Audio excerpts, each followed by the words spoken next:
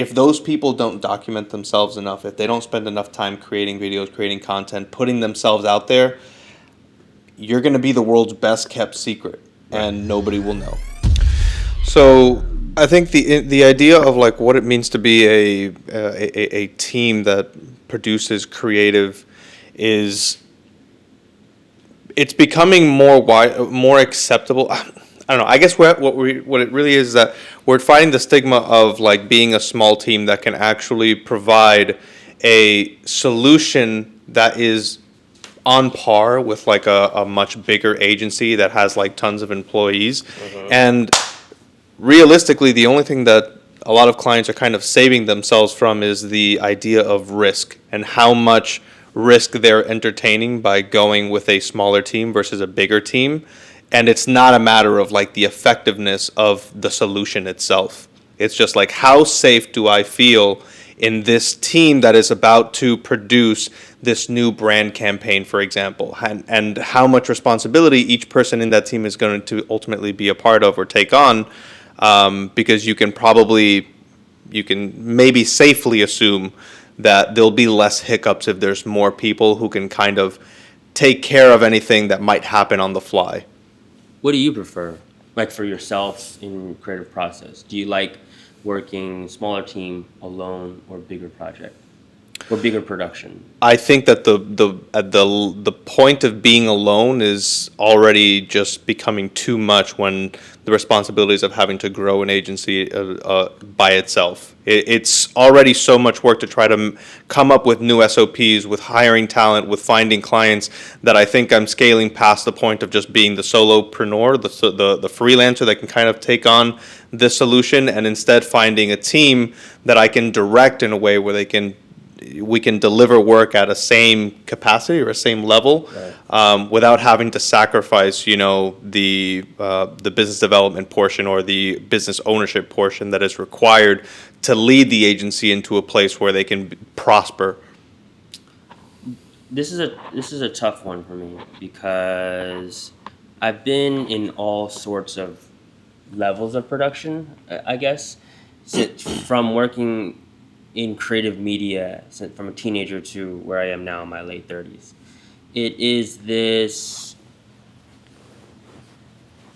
an understanding of what a big production can do in team, and it's not devaluing that and taking that away.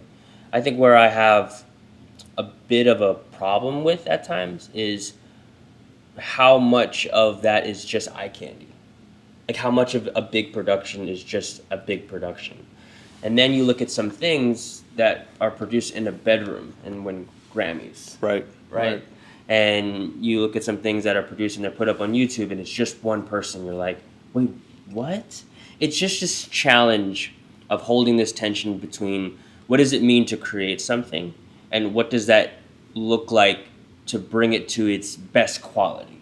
And truthfully, a lot of times I think the bigger productions or the concept of a big production, it gets in the way of a purity of creating something.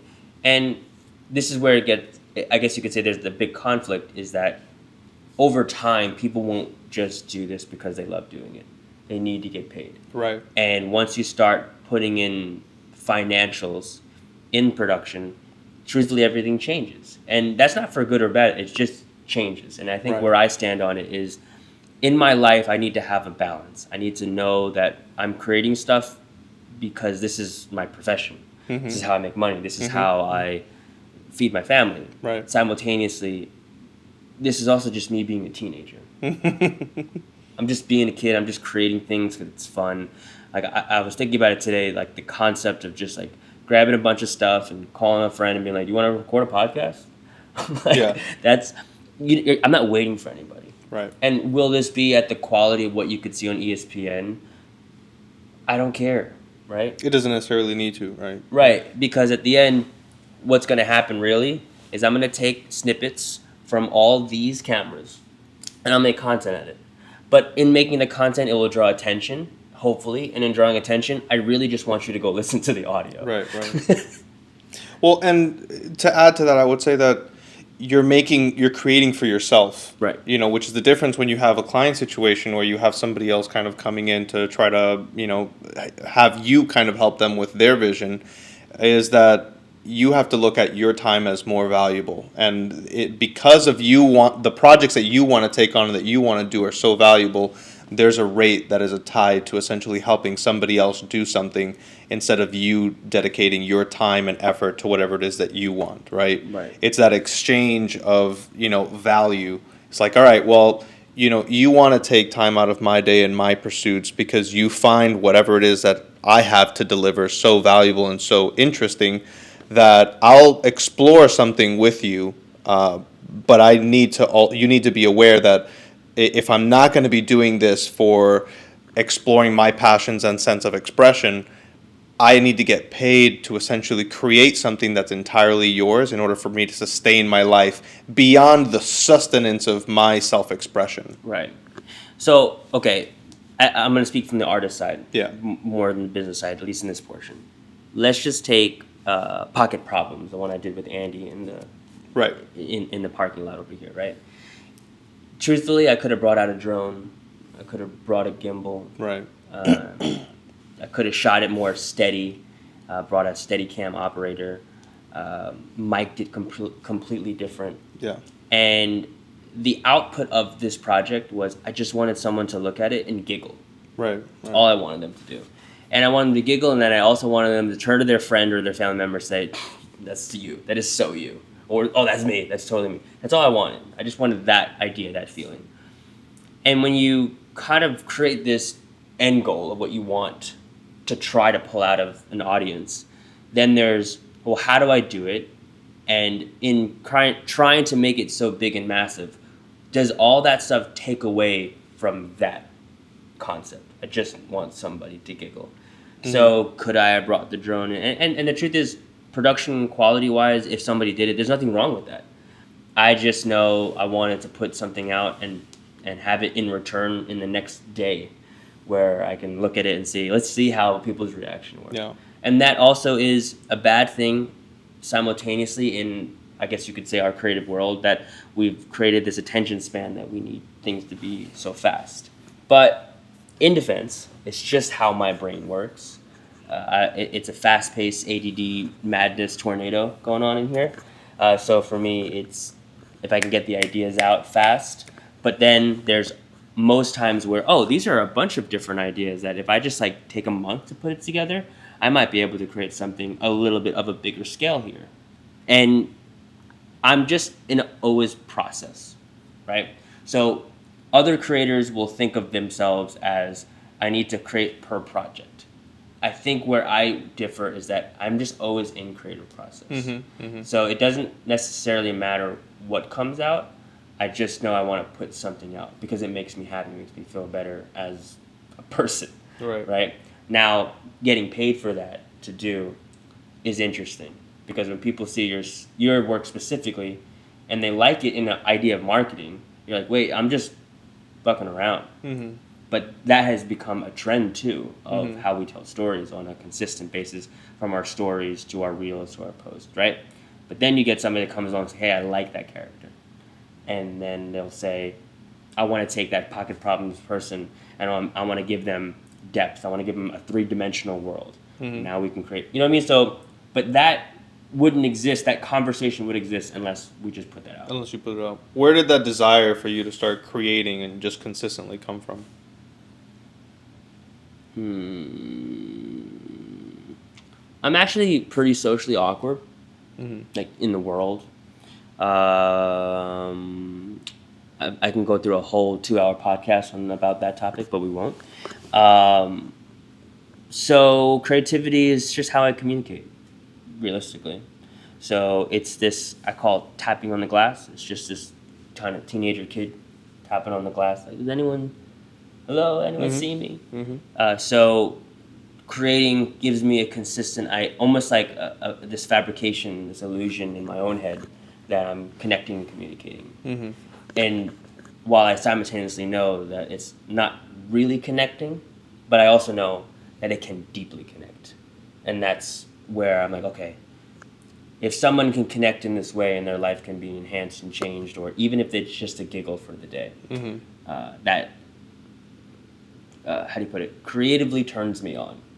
And that is a really fun place to be on a consistent basis. And I'm probably less happy not operating that way. Like if I have to sit down and like say, this is going to go out in 6 months, I go, damn it. If someone says, let's work on a feature or a film and this is going to come out in a year, I get it. And I'm not opposed to those projects. Right. But I'm also a lot more of like, I'll do those as long as I get to always do this. Yeah. You just want to scratch that itch, so it's there's a little bit of a time horizon in how frequently you want to do that as opposed to dedicating to a really long project. Right. I had a friend who mentioned to this once about being an architect. He was just like, I stopped being an architect because it takes like years for them to put one project together, and in order for you to even do the projects that you want to take on, you have to very rarely do you have like investors and people who find you and just like, I want you to create this really massive, incredibly like amazing building, right? And if instead he chose a route that was like, I get to create daily, I get to fulfill this need in a shorter time frame and do so much more, right? And we talked about this too, is the idea of like creating iteratively and consistently over trying to create something that's perfect. Yeah. Right. You can achieve a lot more in a shorter time frame by creating a bunch of different things, as opposed to paralyzing yourself over, is this big thing that I'm trying to create like perfect enough for me to share, for me to do? Right. Well, okay, so we could say time, generation, what does modern times look like as a creative individual? But a lot of times I feel my best work comes over stumbling upon an idea, not trying to create an idea, right? And I don't know, this is just me, and I find that whether it's in dance, in acting, in the last 2 films that I did, the coolest thing to experience was seeing it on the screen, but knowing that what is being seen is improv. It's not in the script. It just happened, and I stumbled upon it, and I went with it. And I'm discovering that more in my life now, as kind of taking on this improv aspect of what it looks like to tell a story improvisationally. Right. But then in dance, some of the greatest moments of magic for me is when I'm just present and I'm just there and I'm not thinking about it and I stumble upon it. And sometimes you stumble upon it and you're like, whoa, I could create something out of this. And other times you're like, I will never do that ever again. But the dopest part about that, which I think is kind of like a hip hop concept of filming, is I will capture it. And in capturing it, it's now documented and it can be out into the world versus like you had to be there, which is another art form too, right? So I think it is in the idea of what process looks for people. It just depends on how they want to have a relationship with their mind. I really like, we went into this unscripted, but I also like, we're talking about this unscripted. Right. And I can't wait to get back to the editor and piece it together and be like, that was a cool conversation that we didn't plan. And it's magic. And simultaneously, if we had gone into this saying, let's create magic, we could probably sit here like this for 10 minutes and be like, we could talk about this. It's like Netflix. You just kind of swiping through and you're like, we could watch this. This could be good. But the moment you're just like, I don't know, let's just try this. Next day, you're like, dude, I saw this random podcast film called Midnight Gospel. It's weird, but I think you'd like it. Yeah. And then talk about why, and then it leads to a topic. Yeah. Right. And I don't know if that's an era of creativity that is resurfacing, or if that's just my own madness in my head. I don't know. I mean, I think that it's part of the. It comes from the part of you that loves to document, right? And I think that so many times you and I and others have had like really good conversations that we never took enough time to actually record all of that stuff, just simply because, one, maybe we want to document it for ourselves. Maybe we want to write, but in video format. Maybe we want others to kind of listen in and give their perspective on a subject. I mean, we're putting it out into the digital worlds because now we have much more access to other voices to kind of give their opinions. Whereas before, you might go to an organization and kind of talk about these things, or maybe it's, I'm not really sure. I'm trying to think about like other ways that people might have communicated things like before. Maybe it was just writing, right? Maybe people are writing stories and kind of, it was blogs, right? People in the past who had like their own blogs talking about things. Because sometimes, maybe nowadays the blogs are a lot more written about like what it is that you can do with your business or content or whatever it is. Maybe it's educational. But what was it like before when people would just write a blog and they would just talk about their day and something that was interesting, right? Maybe you went through a park and you started thinking about something that caught your attention, and you were like, I want to talk about this, partly for me, but I also want to see if it connects. And I think that that's one of the things that a lot more people are doing now, is this documenting their life. And I think you do it really, really well, because there's so much captured that at the end of everything, you'll have a really nice documented picture of what type of person you were, what kind of things you did. And even sometimes you get to just look back and just be grateful for the immense amount of experiences that you were able to be a part of. And they don't have to be just in your memory. They're actually documented for you to see and to share with people down the line as well, like your kids. Right. You just brought up this like really cool thought.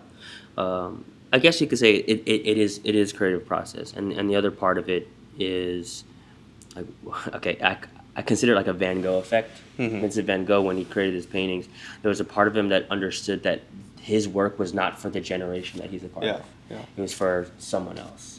And that's crazy to know that he wasn't famous when he was alive. Yeah, most of them aren't. Yeah. Right.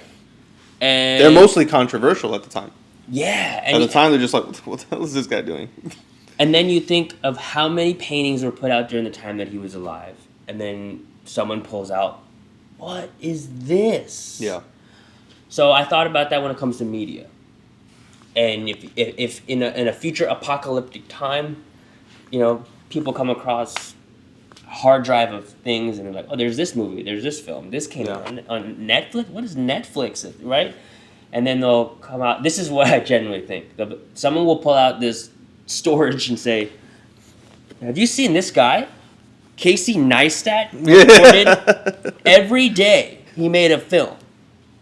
Dude, we gotta watch this. That concept of just someone doing that. Yeah. And it's interesting and it's good and it's talent. And I look at when you have all this media in the apocalyptic forward time, would someone look at your TikToks? Would someone look at your Instagram? Would someone take the time to read your Facebook? And the truth is there is. I just question how impactful, how meaningful, and not just on an entertainment value, I guess. Yeah. At some point, entertainment is really just the hook to get people interested, which I struggle with that. I have a weird relationship with that concept because I get it, because you want people to watch your stuff, but you're also like, I just want to tell you what happened. That's it. Yeah. So I've always wondered in a creative process, like, what does that look like if you just made your content your BTS?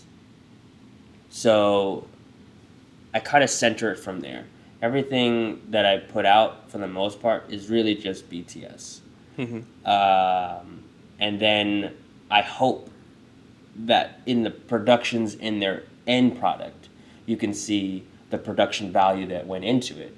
So like films that I've been in versus things that we've worked on and edited and produced. You look at it, you're like, oh, these people were involved in that. Have you seen their behind the scenes footage of how it was done and what was done? It's a production within a production is how I would kind of create that. And I don't know, I find that in a future time, if someone was to pick that up, it would be really interesting to watch. Yeah. Because then it's attached to other items of production. Yeah. Funny enough, I guess if I were to bring in the business perspective of it, or I guess the marketing perspective of it, is that there are already so many ideas out there for people to kind of latch onto, or for the ideas to latch onto them. And they're fighting every day for their own, for them to, spend time on the things that they want to spend time on. And that's, I guess, where the hook came in, right? The hook became the thing. It's like, hey, I know you got a lot to kind of take care of or look at or, do. I'm gonna very quickly just, try to make you inquisitive enough to want to watch the next 5 seconds. There's actually, I think it was I don't know if it was Gary Vee or Christo, but was talking about this, where it was in a video you were asking for permission for the person to stay on for the next 5 seconds, and it just it restarts every 5 seconds, right? A lot of the content that I've produced, people will be on for no more than 8 seconds. And then you go to the ones that have hooks and actually have like a good flow to them, and they go longer and longer. You go 12 to 15 seconds. It's because you're providing a really good way of getting the person to go throughout the entire thing. Now, that doesn't mean that you changing up the algorithm in a way is not something that is just as interesting. There's this one guy on TikTok. He starts his video is the same every single time, right? But so many people watch it, so many people like it, so many people comment on it. What he'll do is he'll start the video by just pointing the phone in a general direction. A lot of times it's nature, right. And it's just blank for like 2 seconds, and then he flips the phone to himself and says, "Hey, how's it going, guys? You know what time it is," and he just guides people very quickly to the same meditation, which is let's take a deep breath, right? And let's acknowledge the fact that we are in a moment in our time where we may be stressed, we may have a lot going on in our lives, but we have time to sit and to be on our phone, to relax, and because of that, acknowledge that you are safe, right? That you are in a spot, a time where you can just breathe, right? Because it is spare time. Right. If we're on TikTok, if we're on Instagram, it's spare time, right? So not being overwhelmed by the fact that you have so much going on and understanding that you have that moment is really impressive. And there's no hook there. There's emptiness, actually. Right. So the different format provides you an opportunity for people to actually stay interested. So being creative in how you do that, as opposed to just accepting the mold or the template, which is so widely seen nowadays, that's going to work for a certain period of time. And then eventually it's just going to change again. Right. But I think that the other part of it, and this goes into the documenting portion, is that how easy are you making it for people to find you, right? To find the ideas that you want to put out there, the way that you work, the reasons that you work, because we're all always trying to find somebody to help us with whatever it is that we're doing, especially as creatives, right? I might be looking for a video editor, I might be looking for a designer, for an illustrator, for somebody to, help me create this really interesting illustration, but I want to work with people that are enjoyable to work with, right? Right. And if those people don't document themselves enough, if they don't spend enough time creating videos, creating content, putting themselves out there, you're going to be the world's best kept secret, and nobody will know. Right. So here's an interesting vantage point from kind of what we're talking about, because I like how you brought up this guy of meditation, right? Mm-hmm. I was talking to somebody the other day about like sessions and why I practice on a pretty consistent basis, and it's been really life-giving in the last couple months of just making that a practice in my life, which is I'm not doing it because I want to compete. I'm not doing it because I'm trying to perform. I'm like back to a place where I'm just moving because this feels right and good for myself. Simultaneously, it's good for my health, and it's good for my body and my breath and etc., right? So it's a developing thing. But in explaining it, I came to this realization that it's a meditative practice. Like, I'm doing a lot of movements, but it's in these creative spaces for me where I am more still than I am in other ways. You're talking about dancing, or you're talking about meditating? I'm talking about creativity. Oh, creativity. In general. So, for example, we have to frame this. And now that I'm looking at it, I'm like, I feel like I should have taken more time to frame it. But then there's also, like, how much does it matter? Yeah. Right? But in that process of framing it, I equate it to someone painting. Right? Lights, backdrop, where are they seated? What's the lines look like in the picture? Mm-hmm. What's our own framing? And I look at it as somebody with a paintbrush, and they're just there. And that painting is a meditative state. So digital art for me, in a lot of ways, is a meditative space. So it's an interesting, weird paradox because it's creating on a consistent basis, but it's also a meditative space for me, right? Of creating. Even now, I don't talk to people on a very out there social basis. I'm socially awkward. I'm not saying it, claiming it because as like I'm an artist. I just struggle with it. It's a thing.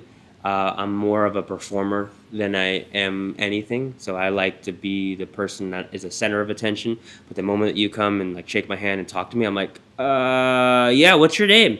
Just weird. But being able to sit down in a space like this and have an actual conversation, this is me sitting down. You know, like I don't get to do that consistently, but I love these spaces. Do you want to be somebody that can connect easily with others and kind of be in those spaces? Like to go into social circles and feel confident and not feel like kind of like an introvert? You know what? I've learned this recently, probably on our trip to Denver. I don't have to be. No, I know you Right. don't have to be. My question is whether you actually want to be, as though maybe you feel like it's a need for you or something. You're just like, you know what? I would like to be more like this. Right. So this is where I stand on it really now in my life. Is it's understanding that it's a thing that I want to improve on. And I do better in knowing it. So when I'm in this space I can say, "Hey, this is an opportunity to ask somebody about whatever they're wearing or something." You know what I mean? And usually it's fine. But then I also have moments where I'm like, I'm really just in my own head right now, and I just don't want to be. Yeah. So it's just nice now these days to make a conscious decision to say, I want to go and talk to somebody because I generally am interested in something or whatever. I think it's the motivated conversations that get me annoyed, for the most part. The motivated. What do you mean? Right. It's this like, that guy's the business owner of XYZ. I'm gonna go talk to him. Oh, I see. It's a motivated conversation. So even when someone would come up to me and converse with me about something motivated for something else, Yeah. part of me gets it, and the other part of me is like, I don't want to be here right now. Yeah. It's like the difference between socializing and network expansion. Right, and it's the same. I look at it as creating on social media, which is to create something to create versus creating something that is motivated because you need the hook, the followers, right? And that's, again, this is this weird relationship that I just kind of place myself in and I accept it. I don't really have an agenda on where it can go or will go. I just know if I keep doing it, it will make sense at some point for myself and others. But I also translate that into like real life, which is I don't have to be, and I also know I can work on it, and I will. But I'm also, this is nice. The reason I was asking is because, and you coming from, an acting background, I'm not an acting background. you're an actor. So, and that's what I mean. Even however minimal it may be, you're an actor. Okay, cool. Right. And you practice your craft, and you are interested in the craft. You study the craft. So ultimately, you're an actor. Right. The reason I was asking is because, there is a part of like having conversations with people that is, slightly performative in a way sometimes. So there's a different way of looking at this, I guess, performance of being somebody that you maybe feel that you're not, right? And it's that you are trying to be the best version of yourself, or the version of yourself that you want to be, but you are not currently at this moment, right? And I know because there's a lot of times, for example, where I feel definitely, maybe not shy is not the right word, but a little bit introverted in certain circles where I don't necessarily feel like, hey, I'm trying to, connect with a ton of people. I just want to be around the space, right? And kind of like, enjoy it. But then there's a part of me that's just like, how about you maybe let's question, we've done this plenty of times. Let's maybe extend our comfort zone just a little bit into a direction that we kind of want to go. Right. And maybe that's aligning more with your purpose and the type of person that you want to become, which is why I specifically asked whether that was the direction you wanted to become, as opposed to I'm going to become this person because this is the type of person that is wanted or appreciated in this current circle, which is a distinction that sometimes could be hard to make. You have to really question your intentions as to why you even want that to begin with. Okay, so this is an honest statement. There's something that happened in my life that has messed me up in how I perceive reality, being a pastor. Okay. That has messed me up. And it's not that it's like a good or bad thing because I understand how and why it exists. Mm-hmm. But when you meet a lot of spiritual leaders that are talking great things, and then the moment they get out of the pulpit or behind and off the stage, they're not that person. Mm-hmm. And that's not to say that they're not, but you also can make this distinction of like, oh, these are two different characters. Mm-hmm. Mm-hmm. There's the person when you have the camera on you or the audience in front of you, Mm-hmm. and that person sounds great. Mm-hmm. And then you're like, but in real life, you're a shitty friend, right? Or in real life, you don't really care about your kids. There's a weird thing that has happened in that of being close in that conversation. Not just, I see it, I get it. It's being a person that's close to those types of conversations because these people are on stage talking about spiritual and mental health. And then you look at character. And I'm saying character in real life of how we conduct ourselves, but an actual character. You're like, oh man. So I made the decision for myself that makes me feel safe, if I'm honest, which is that I'm just a bit of a true New Yorker. If I don't know you, I don't know you. If you don't know me, you don't know me. Mm-hmm. Let's just leave it there. And then there's these moments where people in rare times make an effort to want to meet you halfway, right? And then you're like sitting in their living room having a podcast. And you're like, okay, I could trust this person's character. And I could open up and I can tell you some real stuff. Mm-hmm. But in the world that I live in, which is these cameras, Mm-hmm. I'm very aware that who I see on cameras is not the person behind the camera or Mm-hmm. off the camera. Mm-hmm. It's a very, like, I could see it. Like, I work with actors. And when I'm with some of them and I see their social media feeds, and I'm like, why do you present yourself that way? That's not you at all when I'm Mm-hmm. talking to you. But then they're also another character in the film that I'm working on. And I'm like, I don't know who the fuck this person is right now. Mm-hmm. So it's a weird blurred line. And you could say, oh, this is person. And the truth is, it's all of them. It's all of them, yeah. Right. So I've made this decision consciously as far as how I conduct myself. I don't want to say publicly, but just socially. If I don't know you, I don't know you. Mm-hmm. If you don't know me, you don't know me. And I'm okay with that. Yeah. And then I have moments where I'm like, you know what? I might want to get to know this person. And I'll extend myself out of myself. But for the most part, where I feel safest is, I don't know you. So, but that doesn't mean I don't like you. It just means I don't know you. Yeah. That's it. So I conduct myself as a human being should be in this world with a bunch of people they don't know, which is trying to be as respectful and cautious and courteous of other people's spaces, simultaneously knowing like I have my space too. And then I find myself in a lot of creative spaces where people let me in and we can be a little bit more vulnerable. I call it the Marilyn Monroe effect, which is there's Marilyn Monroe and then there's Norma Jean. And a lot of people didn't know Norma Jean. Mm-hmm. And that is another deep reality of who Marilyn Monroe was. And who we see Marilyn Monroe to be is only what we see in photos and movies. And even when she was off camera, that was still Marilyn Monroe. Well, I heard something about this actually that was interesting. I'm glad you brought it up. Somebody told me about somebody had run into, I guess, like Marilyn Monroe or something, and it was maybe not like the personality Marilyn Monroe, but it was somebody else. It was her, but it just wasn't the personality that we all know to be Marilyn Monroe, right? Mm-hmm. And I think the way that I remember whoever it is that told it to me, which I haven't looked it up to, so let's all do our own research. But this was an interesting story, which was that somebody had mentioned it to her, and she said, "Do you want to meet her?" And they go, "What?" It was like, "Do you want to see her? Like, do you want to meet her?" And he goes, "Yeah." And she instantly goes into this personality, just like an aura change. And people started swarming. You could just tell, like, everybody just started kind of coming in. It's like, oh my God.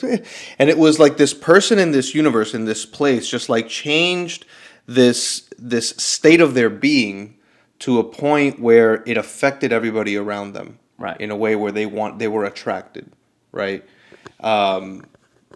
attracted for attention, attracted for, what maybe she meant to a lot of people. I don't know exactly what it is, but I view it in that same way, which is who. What does your role in the world sphere, community around you? What role do you want to play there? And that's a tough role when you're trying to figure out who you are, because part of you being in that community, in that role, in that sphere of people, is also you figuring out who you are. Right. When you're very much yourself and you're very much aware of yourself, you can also just say to yourself, no, I just know this isn't for me. I'm good. Right. I got another place to be at, or I got other things that, kind of I would rather spend my time kind of doing. Yeah. So I wonder how much of that is like soul searching versus, I don't know, contributing to a space, let's say. This is a deep rabbit hole.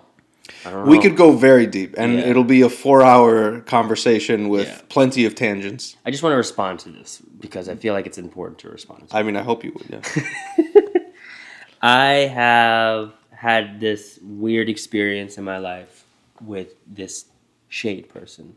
Because you've been around people that only call me shade. Mm-hmm.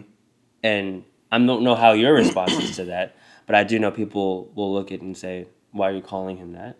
His name is Brendan. Right. But it depends on where you met me and how you met me. Right. Exactly. Uh, and what you meant to them. Right, in that time. And this weird relationship that I have, I call him as character because I understand I can tap into this person when I want to, and I can also just not be this person when I want to. I wear this hat to give me an idea at times, and usually it's glasses, but no glasses today. Mm-hmm. It just so I have a little bit more of a grounded of like, okay, you're not shade, but this hat, usually a hat on my head creates this concept of who shade is, which is shade is many characters on a dance floor. Many concepts of movements, martial artist, gymnastics, house dancer, break dancer, popper. There's a various textures, but it's understanding that those ideas of movement are from various experiences and cultures. Because I didn't just grow up in one culture. I grew up in a culture that has a fucking multiverse of things. So that person translates into who I am off the floor. But the moment that I stop being shade, the people that know me as shade can give two shits about. I don't want to say it like that, but it's a different relationship. They just don't have the same connection. What does the character mean to you? I actually don't think I've ever asked you this question, which I'm glad we're getting to this point. What does shade mean to you? Oh, he's my superhero. Yeah, he's a bully of bullies. Mm-hmm. It's how I dealt with bullying. It's how I dealt with rejection. It's how I dealt with... I never dealt with bullying, really, because I was shade growing up. I can walk into a room or a space and someone say, oh, that's a kid that break dances. And it gave me this weird credibility that you don't know what to do with when you're a teenager. People like you. They don't look at you as being like the short kid anymore. And then you face people that are super talented and strong, whatever, and they get kind of shook just because of a presence that you bring, but also what you can do with your own body. Simultaneously, people, the moment you bring it up, it's this like, you're dancing, bro. And then my immediate response is, well, what do you do when you score a touchdown? Right? What do you do when you land that job? And it's just this weird, like, almost like an anti-hero now. Yeah. And that person, that character, that idea of an individual is so deeply embedded to who I am as a person. It creates a deep distrust in humanity simultaneously. But it also is this, like, this is just how I see the world in a lot of ways. And then I could take the hat off and I can say, you're okay, man. But it is understanding that is realistically how I see the world because my life has been dance for so long. Right. But I also know that I can't maneuver through the world that way. like with that, how do I put it? I can't maneuver through that world as an example, even for my children. How come? Because I do think the world is beautiful, man. You know, like as a photographer, another hat to wear. This world's beautiful. It has a lot of stories, and you know, people are just broken people, man. Hurt people, and as you take photos around the world in different places, you see a lot of things. When I was in Seattle, taking photos of homeless people that I'll never share to the world. I see the homeless crisis, I guess you could say, a lot differently, and what that looks like in big cities. You know? Especially, I mean, Seattle's a weird place. Look at what has come out of Seattle, you know, and then you also are like, oh wow, but look what is in Seattle, and that's a weird paradox. That's a weird balance to have, right? Yeah. But again, Shade will kind of like judge it and get scared of it. But photographer Brendan will just sit there and take the photo and just observe. Just know you're okay. So those are just different personality traits that I carry, and I can choose to tap into them. And while most people say you should lean on one side, I actually think having the options to have different vantage points is its own power in itself. But also understand the choice to have different vantage points is still Shade. Yeah, I mean, isn't it still kind of like it's kind of like you exploring your own ego, but at the same time, like knowing that there's a balance to you accepting the world around you and being curious about it, right? So are you kind of saying that like Shade is the part of you that is audacious, outspoken, and will like place the stamp on the world and kind of say what it is that needs to be said from his vantage point? But then there's the other part of you that's just like, I'm also willing to listen. I'm also willing to look around and understand things, right? It's like, this is what I think, but like, I'm down to be proven wrong. Right. Well, there's this, okay. Man, there's so many. Because it is all like the same and yet different. Then there's this guy that can hold a microphone. Right. And I've learned as a pastor, when you are given a microphone, that you have not just a responsibility, but you also have an art form that you can articulate yourself. And you can learn how to tell stories, and you can move and motivate people. And you can also just question things and get people to think about life differently. And maybe it won't do anything necessarily in that moment, but it will raise a question that maybe they'll question how they see and experience their own reality. Right. So that, I think, is an art form, is being able to hold a microphone and being able to articulate that. But like in his own real reality of rawness, Shade couldn't do that. Because he's just gonna tell you bluntly how it is. And he's gonna do it. And it's just gonna come out, because if he tries to filter it, it's just not the process that he works best in, right? And then this cinematographer side of me is usually a nerd that doesn't really want to be here. I just want to show you how I see the world through this lens, right? And that's a quiet person, not really being social, just observing. But then there's like the performer that's like, I'm going to tell you how it is in an entertaining way. Yeah. Maybe we'll act, maybe we'll make a story out of it, maybe we'll film it. Various parts of, and at the end of the day, for me, it's communication. It's just like one big ass process of how I can have human connection through a form of communication. And this form of communication just happens to be content creation on steroids. Right.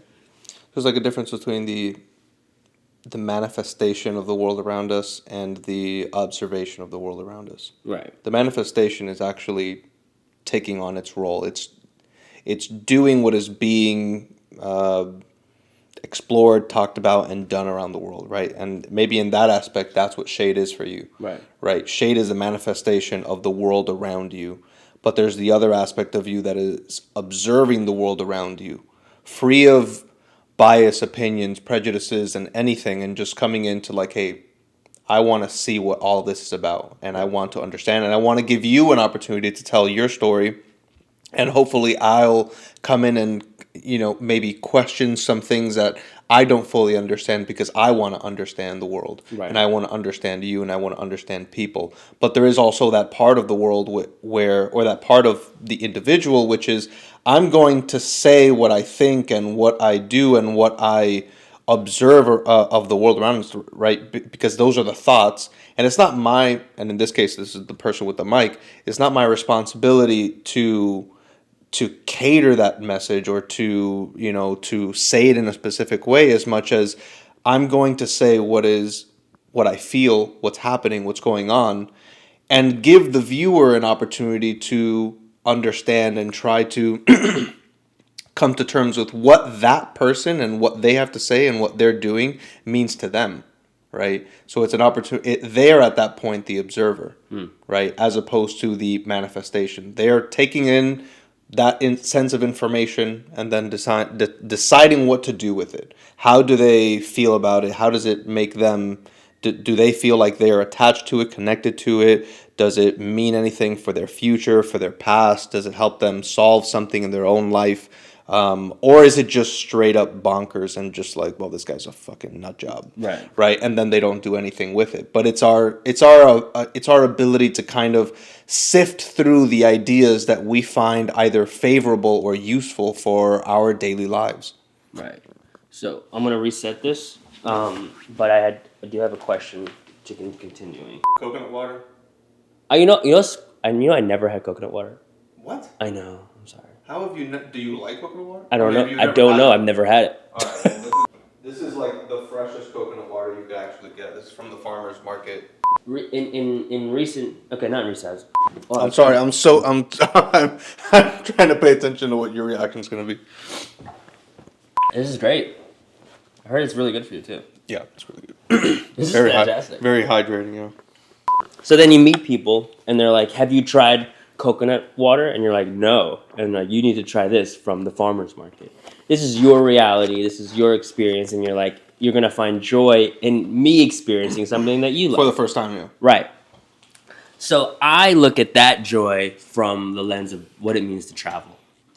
And as a teenager, when you're a young underground dancer, you're meeting people from around the world. Mm-hmm. That's one thing I love about hip hop culture, is going to a space and being like, "Oh, you see that guy? He's battling this guy. That guy's from Ukraine and he's from Korea, Or oh, that guy's from down the street. He lives down the street. And he's in my English class and he's competing with a guy in the desert of Las Vegas." And you're like looking at their styles and their movements. You're like, I didn't learn that. That's not, and it's translated different. And again, now I'm in different languages. But then you're like, well, what would it be like if I went out there? And then you go there, and then someone's like, "Have you tried our coconut water?" And now you have this very broad experience, right? That happened through an art form, but then also took you somewhere of a land that you've never known. And you've recently traveled, right? Right. So you know the feeling when you're in somewhere new. You can't base your reality off of what you know. You're a student again. Yeah. You're asking questions. Yeah. How do I get here? You have to. You feel really small in this. You're also kind of romanticizing your own life. So, what was the last place you were? Last place was Barcelona. Okay. But we went to Madrid and London also. All right. So did you notice? And this is, as an actor, I overthink these things. But for you, in being a human being in various places on this earth, did you feel a difference in who you were or could have been in these places? 1,000%. Right. Yeah. I mean, and I don't even need to go to new places. Sometimes it's just a matter of going back to the places that you've been and just kind of looking around and seeing scenes that maybe you played a role in at one point in time, and you're just kind of looking at it and just like, wow, I was a completely different person back then. Right. Right, like it's just sometimes you just try to tap into who that person even was and kind of what they thought, what they felt, and you kind of just have a sense of it's not necessarily gratitude. It's just like a greater sense of self when you understand, like, all right, who you are now versus who you were then. But yeah, all the time in Madrid, when we were in the apartment and we opened the window to like the balcony and we're looking down the street and we're just like, thinking of the life we would have had if we lived in Spain, right? Thinking of the life that we would have had if we lived in London, taking the train or taking the bus to go from place to place, the idea of what it would mean to be, you know, somebody in London or somebody in Madrid or somebody in Barcelona. What would you study? The people that you would talk to. What would you do in the afternoon? Something as simple as just like, what would be your favorite spot to come in the afternoon when you have lunch, right? I remember walking into a cafe. I don't remember the name of it, but I remember sitting down and I had a book with me. I had a journal to write, and I was just in awe with the space. I couldn't. It was, everything was just so beautiful. Like I was looking around. I'm like, this is, if I wanted to open up a cafe, which I do, this is what it would look like. Pops of color with wood, with great music, great service, and the world's best cheesecake. Oh my God, that changed my life. I saw it online, and then I saw somebody eating it, and I'm just like, listen, I can't walk out of here without taking a bite of that cheesecake. First bite, I almost teared up, like, this is the best cheesecake I've ever had in my entire life. Yeah, but you're right. Expands you. It expands you. It expands who you are. And it's just, I don't know if it's a matter of like living in the States versus living in Europe, or maybe it is just like a different place for you to be in. I don't really know what it is. All I know is that it was beautiful. I wouldn't mind walking for hours and getting lost and finding things that are just interesting to the experience that I had, or that I would have in comparison had here. Right. I thought that was just like an amazing aspect of what daily life for somebody who is a Spaniard or somebody who is a Brit would be like. So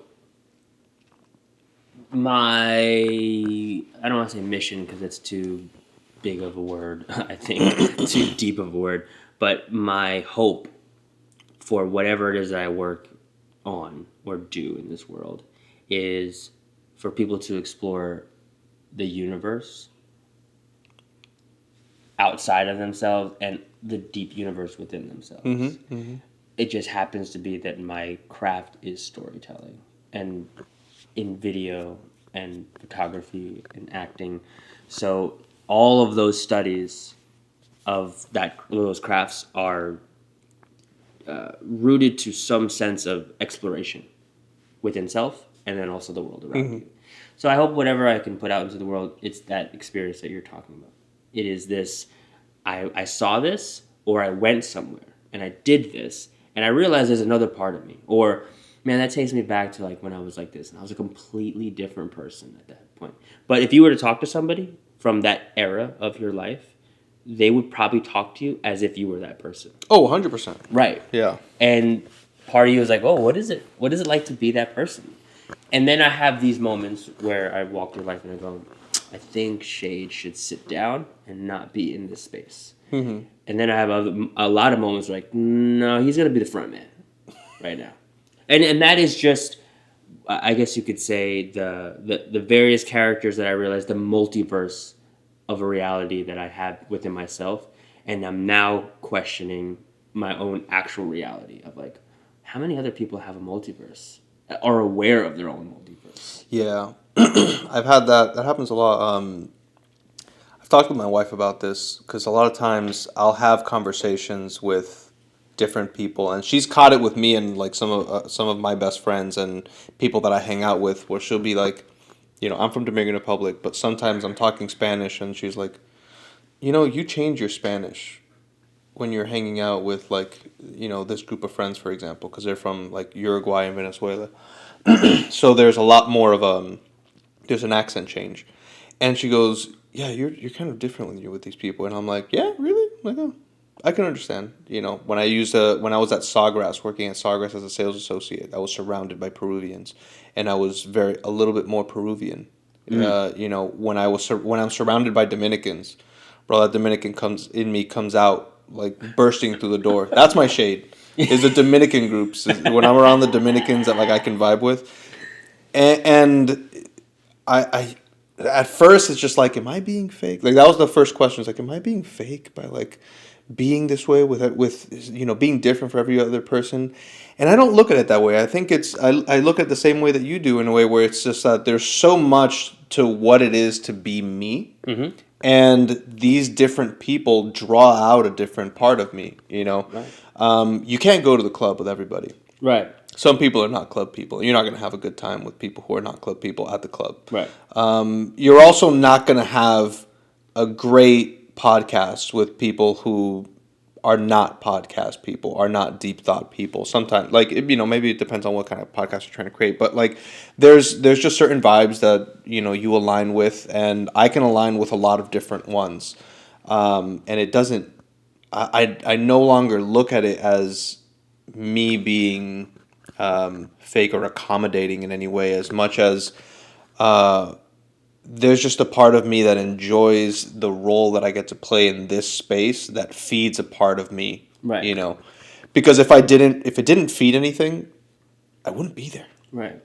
Well, I've had the pleasure of seeing you tap into a character. Yeah. Which is pretty cool. Whenever, just being on our last project, if we would be talking and then you'd be like, "Give me 1 second," and then you would go talk to somebody, and I'm like, "Who's that guy?" And your posture changes, how you shake somebody's hand, to how you listen to them. That's what I find really. It's not actually how you talk to someone; it's how you listen to them, and you make them feel valued, and you make them feel important to this place of they're open and willing to share contact with you. And as an observer, I'm very interested in this. Wow, this person in a moment changed characters. Mm-hmm. I don't know if they're aware of it, but they did that. But then there was also once you sit back down and you're like, oh yeah, I had to go talk to this person. Part of it is there's work. You put on the work jacket. Yeah. Right. Yeah. And the other part of it is where else is that character in this world? In this reality. And what I've come to realize experiencing that and many other things is we can be really whoever we want to be, but it is also based off of experience, like actual experiences. Yeah. So there's a certain way that you'll approach. Okay, let's explain that because I'm actually curious, right? Okay. What is it for you when you see somebody and you want to make contact with them? In some sense, I would say I would get turned off because it's a motivated action. It's a to get someone for a something, and then now that's wrong. I have a complicated relationship with that. But for you, what happens? What is it that makes you really enjoy that? Because you're great at it, and I'm like, you know what? Steven's good at that. I think it's two things. Sometimes it's the part of me that doesn't want to talk to people, right? I've gone to networking events. There's one piece of advice that I got once, and I've just utilized it as much as possible from this moment moving forward. Going to networking events sometimes is difficult because you got to try to have conversations with people you don't know and try to act like the reason that you're talking with them is not self-serving, right? In any way. So there's a part of you that has to accept that it's not about you and that you're going out there to teach, to just learn more about other people and see if you can learn from them, introduce them to somebody else or help them in any way because you have something to offer. And it's not something that to be sold as much as it is something that, maybe a missing puzzle piece that you can bring together.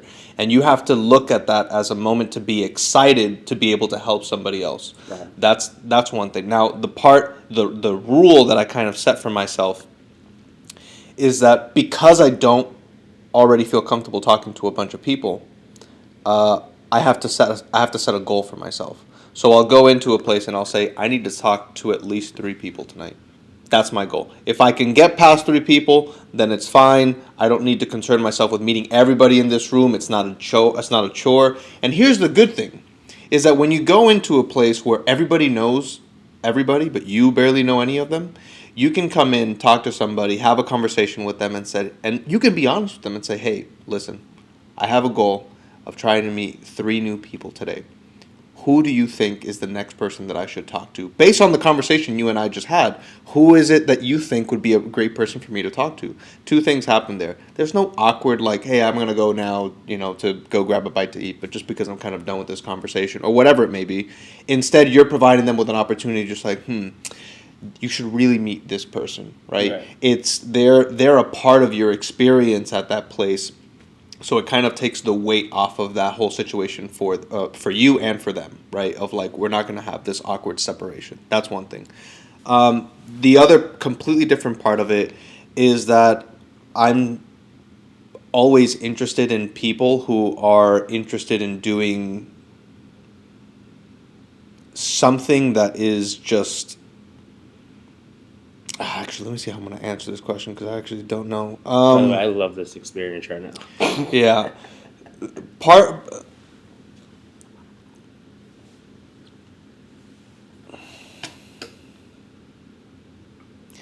of it is me being like I mentioned earlier, it's part of me being the person that I, feel like I'm destined to be, or that I want to be, which is somebody that can communicate with just anybody and kind of make things pretty easy, right? Some people are going to make it difficult, don't get me wrong, and for those people it's just going to be difficult for me to be able to be comfortable and engage in a conversation. And for them, I'll say, hey, you know what, maybe wrong place, wrong time for us to for us to connect at a level that is great. And if I'm being honest with you, I probably felt that way about you in the very beginning, where like it's not that you were maybe like standoffish, but there was a slight barrier that I could feel that was kind of coming from you that I didn't feel from Birchin immediately. But you were already so interesting, and I think that there was a lot of ideas that we probably could have shared initially that I was interested in exploring that as much as possible, and I was willing to also forego anything of like me telling you who I was or anything, and just like, let me find out what kind of person this guy is, or what he's doing, and just craft something that was not self-serving in any way, which we were neighbors at the time, so right. I was happy to find it was like somebody who's probably like me. He just doesn't know it yet, so yeah. What is it about that process for you? I don't say process, but just, does it excite you? Does it interest you in knowing of someone you don't know? It doesn't excite me. It interests me. Okay. I used to want to be a psychologist or a therapist because I like the idea of helping people with their problems or what they're feeling. Maybe that partially comes from my grandfather, because I view him kind of like as a sage with like, just great principles and ideas and ways to guide you through hard moments in life. And, I want to be that for my children, my grandchildren, and the people around me, because, when people have things that they're dealing with, it feels nice to be able to help them out of that. And that might be in a much more personal note, but maybe it serves its own role in a business capacity or in a social capacity, right? Where you're just trying to meet people and kind of, like you mentioned, one, be seen, but also see them and understand them and where they're coming from and how they're connected to people around you. And it's just you painting the picture of what life around you is like. I mean, imagine somebody that lived their entire life inside their home and never left, never went outside. It would be really hard for them to make sense of the world around them. I'm somebody who's very curious, and wants to make sense of too much. So I actually got an award when I was in middle school, one of the person who asked the most questions. And although like they were probably doing it as like a dig, like they were probably doing it like as a more of an insult, like a little bit of a burn. Yeah. I took it as just like a badge of honor. I was just like, I'm just always curious, and I want to know and I want to understand. Mm-hmm. I might tire people with my incessant asking of like why or where it comes from, right? But I just want to make sense of the people around me, the world around me, the places around me, and when I feel like there's a disconnect between what that person thinks, believes, or and it's different from mine, maybe then there's a moment of excitement, partial nervousness, partial frustration, and it's because maybe I can't see that, I can't connect with it, but I want to. Like, I want to be able to understand where somebody is coming from a unique point of view, and kind of try to, find some sort of like middle ground or common ground in some way, shape, or form, to kind of see how we are all the same people, right? In one way, shape, or form. I really do think that we all deal with the same things, and in different levels, and maybe that's not every single individual human being, but in groups, for sure. In Right. groups, we've all deal with something. I mean, otherwise you wouldn't be able to connect with somebody who lives in Spain because you've maybe had no lived experiences whatsoever with them, but you can feel at home with them, or you can Right. feel at like you understand the experience of having lost a loved one, or of having searching for your purpose and what it is that you want to do in the world, having lost to that purpose, and how scary it might feel, or how concerning it might feel to not know who you are, but feel desperate to find out who that person is. I love helping people find out who they are, and I'm still finding out who I am in the process of doing that. So I think I found. Oh snap! It's 12 o'clock. Jeez. Sorry. I'm taking my sip. All right. First off, I have to apologize because I prompted you because I wanted to experience something. I wanted to study you for a second. Simultaneously, I was curious about those questions, but I prompted you because I wanted to see if I could pull out a different character, and I feel successful in that I did, because you changed, not necessarily how you talk, but you changed demeanor and intention. So your eye contact was less on me, and it was more into space, which means that you were expressing yourself, and you weren't necessarily communicating with me, like conversing with me. And I find, like in directing people, if I can get them to places where I can get them to express, a truth comes out about how they see and feel the world. Yeah. And usually when you're talking, you're not making eye contact when you're expressing. Oh, for sure, because I'm thinking. Right. And there's something about like me thinking this, like I got to look around to really think about this, right? Yeah. Right. And so I kind of wanted to see if that would happen, and just to see the various characterization. But within that experience, I also realized, I think an area that you and I connect, which is, it is a curiosity, and it's also a deep passion and love for helping people to discover self. The difference, I don't want to say the difference, but where you lean is in this reality of tangibility, hand-to-hand contact, and then bringing it to a sense of life. It can alter and change that person's reality of what their hand-to-hand contact is with people, right? And then I have the same medium or passion of connecting and wanting to help people discover self.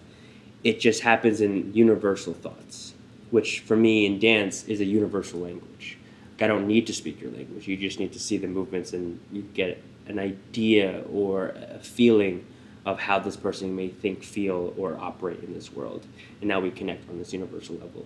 But then that happens in photography, that happens in acting, that happens in performance, that happens in cinematography and storytelling, where to me, those are universal languages. Movies, I may not understand what they're saying in a Korean film, but body language, gestures, I can grasp that. You can feel it. And then I can translate, and then I can communicate, and then I can express it through another medium. So while I haven't fully ventured into what that looks like for me as a professional, and that's essentially where I feel like my stage is now, but it is rooted deeply of what you just expressed for yourself, is what you really enjoy doing. And again, it's finding that where you connect with somebody, and then experiencing, or I would say being a witness, right? My wife is very similar on that wavelength. She loves helping people, loves listening to people. She loves making people feel heard and seen, even if it's just sitting and drinking a boba tea and listening to this person's story. She loves that.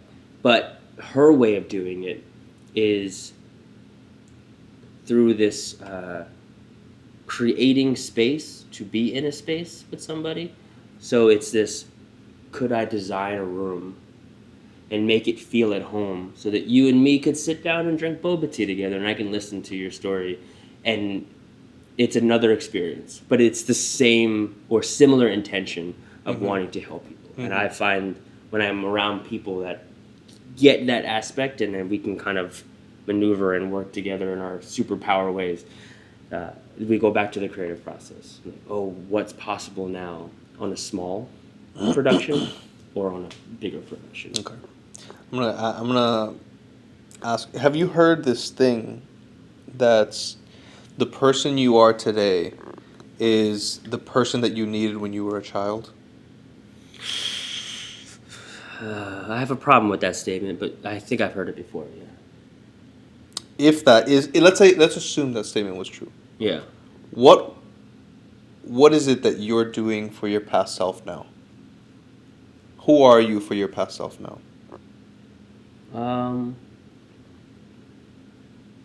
We're a product.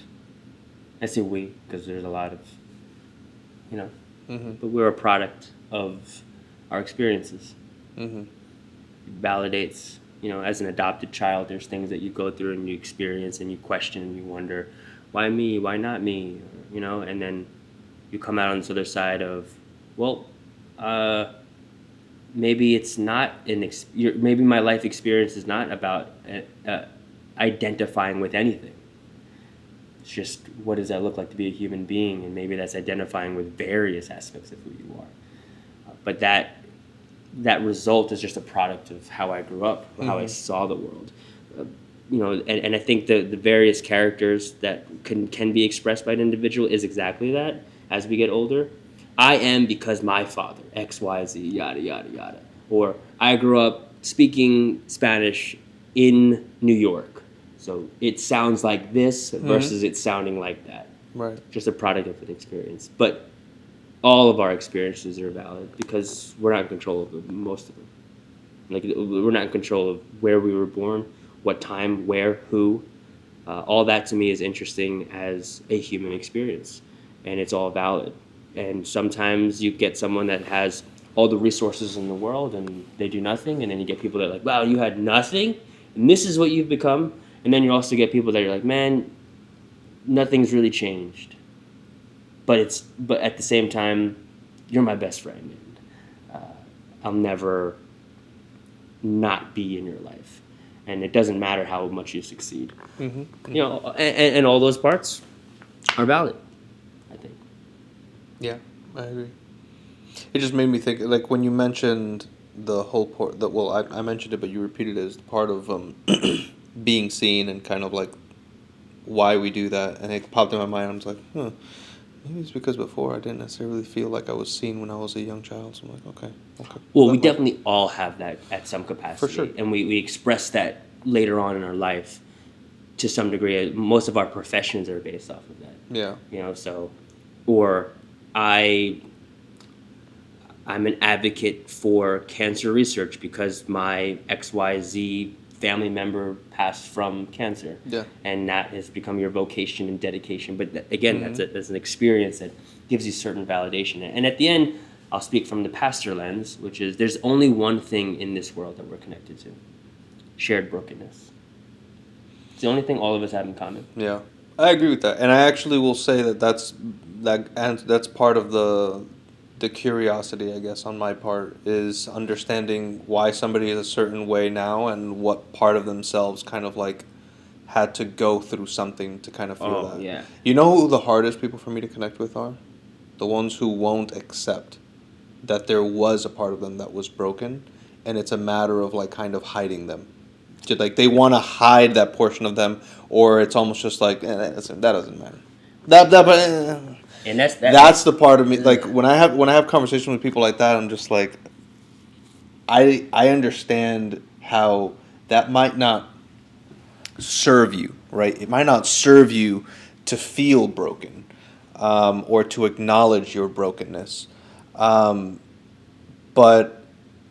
I disagree. I think it Yeah. definitely plays a role in who you are, and I think acknowledging it and accepting that that was a part of who you were is better than just ignoring it and casting it aside as a past part of you that just no longer matters.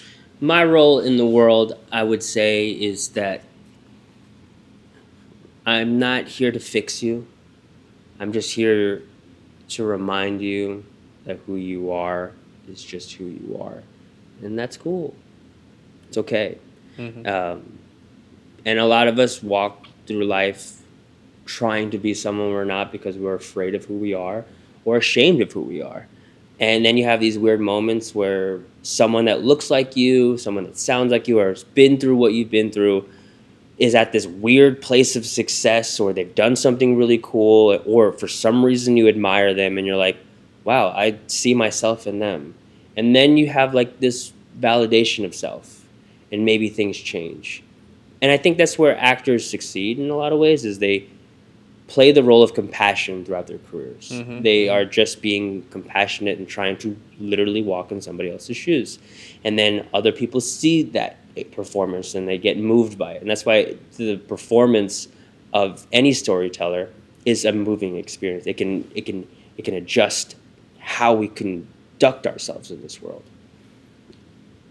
The role, I think, of a creative individual is to the extent of express themselves, but in relationship to the world around them, and in hopes that the world around them is affected by that creativity. And if they're affected by it, then we create ripples. And you don't know where those ripples go. Right. But I think that trying to control the ripples is where I always will have a problem. I just think the point is like, hey man, this ripple was made, and my favorite part is the ripple that's made is just someone going, that's me. And just that, I think, can change a lot of how we perceive ourselves. So you mentioned a little bit about what it is to be a creative. By the way, I got 2 minutes because I got to go. This answer is not, this question is not a 2-minute question. Just leave 6. Okay, that's all right. We're supposed to go Sawgrass at 12. What role do creatives play in society and, for people? What is their, and this is a very generalized thing, right? Because we're assigning purpose to a whole group of people who create for completely different reasons. But from your perspective, why do you think being a creative is important for society as a whole? I'll just speak from the lens as a dancer. Dance is human.